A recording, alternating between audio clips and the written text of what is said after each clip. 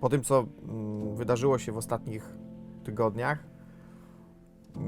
mam takie wrażenie, że jakby cała ta siła, cały ten pęd, który skumulowałem w sobie do tego, żeby być szybkim, żeby współzawodniczyć, żeby konkurować z innymi, mam wrażenie, że to powietrze ze mnie uchodzi, że nie wiem, zadaję sobie pytania, czy ja naprawdę jestem do tego stworzony, czy ja powinienem to robić, czy robię to dobrze, czy ja mam jakiekolwiek predyspozycje, bo jakby 3 wyjazdy, 3 gdzieś tam wyścigi i praktycznie każdy wiąże się z jakąś mniejszą bądź większą porażką. Najgorsze w tym wszystkim jest to, że jakby utrata działającego silnika i rozwalenie się sprzętu w ten sposób wyłącza mnie z jazdy i z trenowania w momencie, gdy sezon się całkowicie rozhulał. Jakby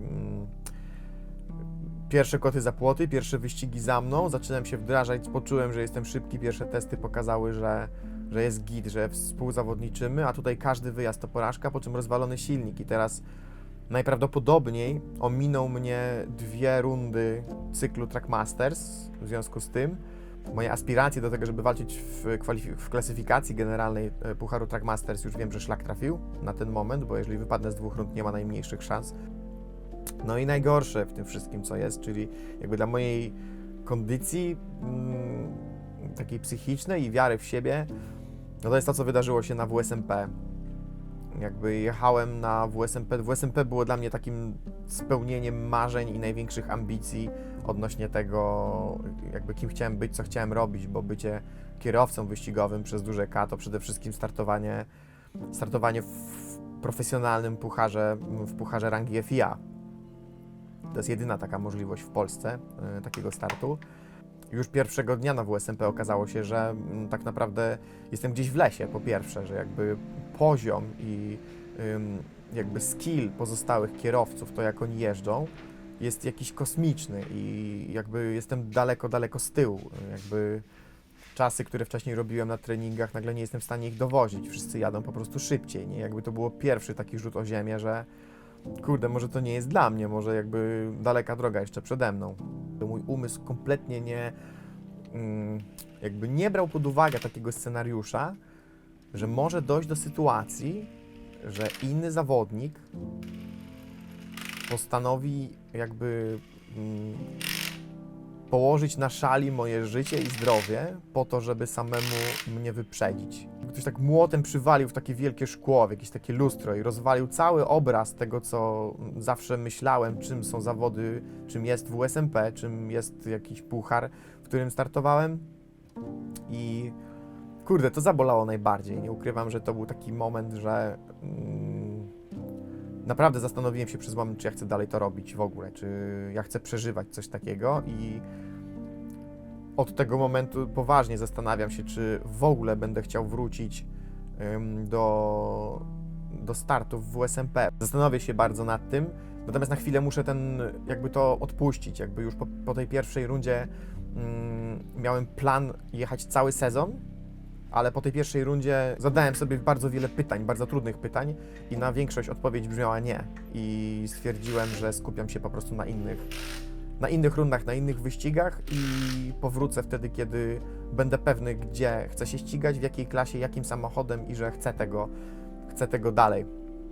Także bardzo kiepski okres jest to dla mnie w tym momencie, jest to bardzo duże utrata zaufania do samego siebie. Nie mam auta, średnio z kasą jest, żeby teraz dalej działać. No i tyle, nie? Jakby ten sezon przybiera dla mnie taki obrót, że z wielkiego jakby takiego nakręcenia się na to, żeby gdzieś tam wygrywać, żeby współzawodniczyć, w tym momencie przeradza się raczej w taką walkę o przetrwanie i w to, czy jakby udowodnienie sobie, czy ja jestem w stanie to dalej robić i czy coś z tego wyjdzie tak, jak powinno wyjść, bo bardzo chciałbym skończyć ten sezon z taką myślą, że jednak potrafię to robić, a na chwilę obecną no nie mam takiego przekonania.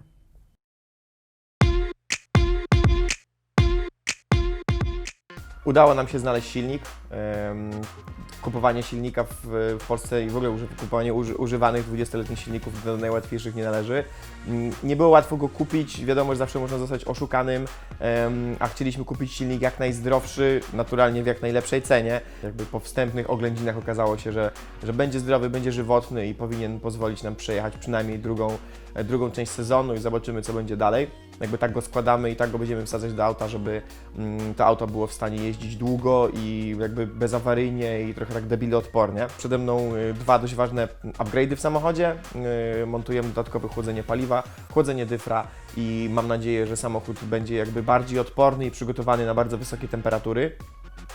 I będę mógł pojechać rundę, która przede mną teraz jest jako jedna z ważniejszych w sezonie, czyli 2 eventy na torze Poznań w jeden weekend.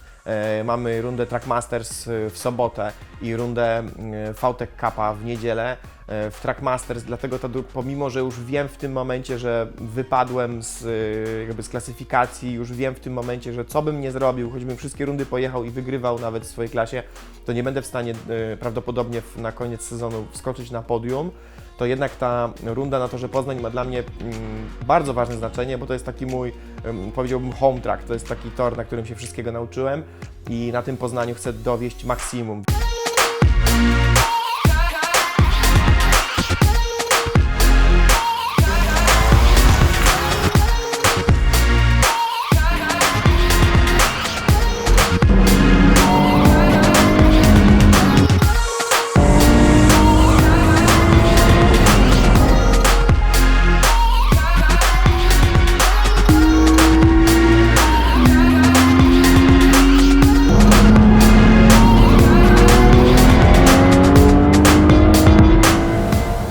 Jesteśmy na 5. rundzie Trackmasters. Mocno mnie przytyrał ten sezon na ten moment. Nowy silnik, duża niepewność, jak jeździ samochód, dużo nowych modyfikacji, dużo nowych zmian wprowadzonych do samochodu. Też dużo awarii jest za mną. Praktycznie każdy wyjazd, każda runda w tym roku wiązała się z jakąś awarią.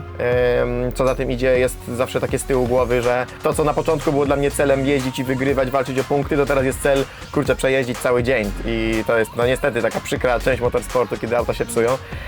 Natomiast na tą rundę nastawiałem się, wiedziałem, że jestem szybki, wiedziałem, że jestem mocny, że potrafię w ten tor, mam w mojej grupie całkiem konkurencyjny samochód. Naprawdę myślałem na poważnie, że mogę tutaj walczyć o pierwsze miejsce. Jak zobaczyłem przedwczoraj listę zawodników, którzy będą w mojej klasie na Poznań, bo tak to już jest, że jak tak prestiżowy cykl organizuje rundę na najszybszym, najlepszym torze w Polsce, no to przyjeżdżają wszystkie największe harpagany. No i w mojej klasie, ku mojemu zdziwieniu, jest tak potężna stawka, że z planu walczyć o podium, być najszybszym, plan się zmienił na nie być ostatnim.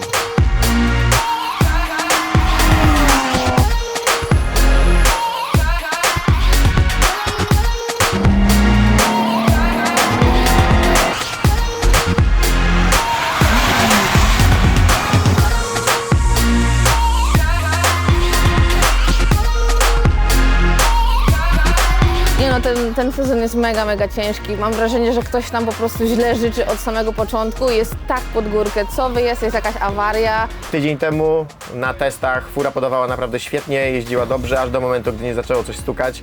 Przerażenie w oczach. Myślałem, że po raz kolejny poszła panewka, po raz że kolejny silnik, na który poszło kupę pieniędzy i 2 miesiące pracy.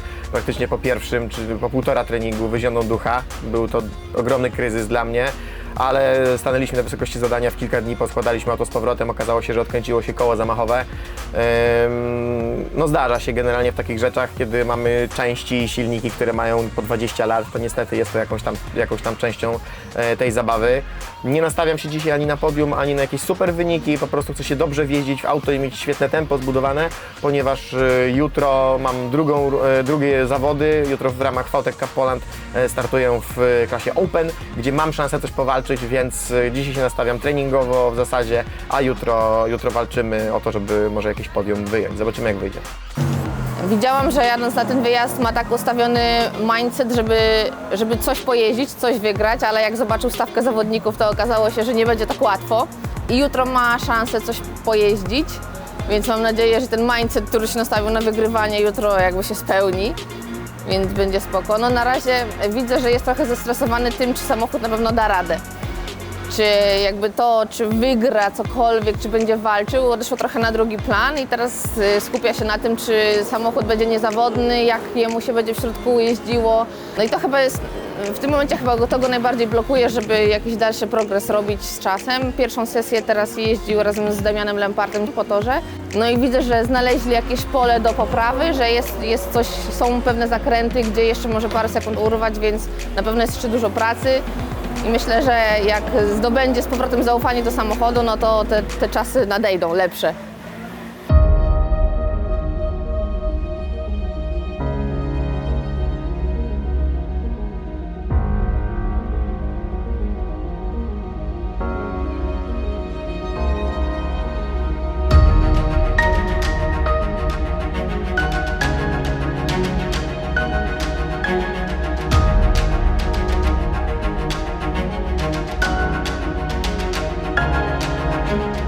Rywalizacja pomiędzy mną a pozostałymi autami w zasadzie już odbywała się na poziomie 1 sekundy, 1,5 sekundy, bo jakby w topce, w top 3, 3 auta, które jechały na podium, miały czasy na poziomie 1,50, 1,50,5, 1,51.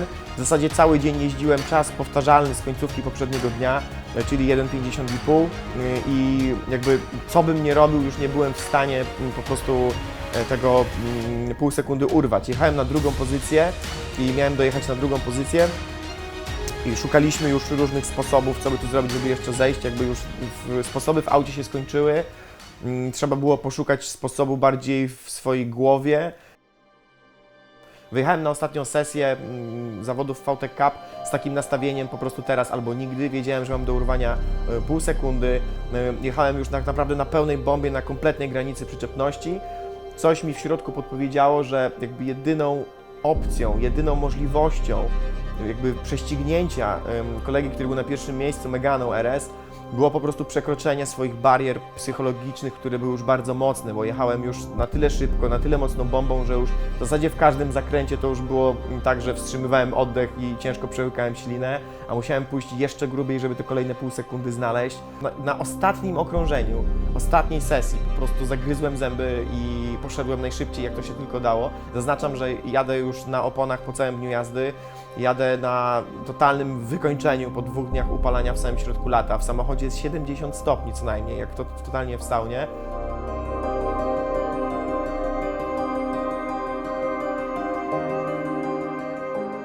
Postawiło mnie bokiem, skontrowałem go, poszedłem w poślizgu i nagle patrzę na telefonie na Race Chrono, że mam -1 sekundę. Jakby to jest rzecz, która mnie kompletnie zaskoczyła, że robiąc coś, co ja uznaję za to, na czym tracę czas, nagle okazało się, że poślizg sprawił, że auto mi zrotowało, urwałem sekundę na jednym zakręcie dosłownie. Jedyne, co mi pozostało, to dowieźć to kółko do końca.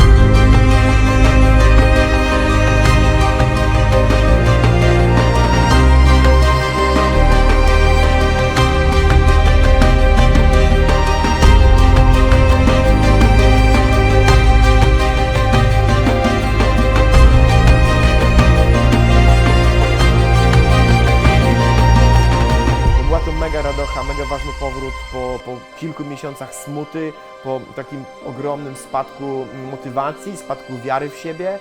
jakby po raz pierwszy, przede wszystkim po raz pierwszy w życiu stanąłem na pierwszym miejscu na podium i to było dla mnie bardzo ważne, bez względu na to, czy to jest puchar jakiś amatorski, półprofesjonalny czy profesjonalny. Kiedy pierwszy raz w życiu wejdzie się na pierwsze miejsce na podium, to jest to po prostu bezcenne i jakby ten wzlot na tą pierwszą pozycję po tych 2 miesiącach takiego totalnego doła był dla mnie bardzo istotny w tym sezonie i jakby dla dalszego mojego rozwoju, dla tego jak dalej wszystko pójdzie, bo jakby gdyby na tym weekendzie było tak, że wrócę 2 razy poza podium i nic z tego nie ma, to naprawdę zastanawiałbym się, czy to moje jeżdżenie ma jakikolwiek dalszy sens.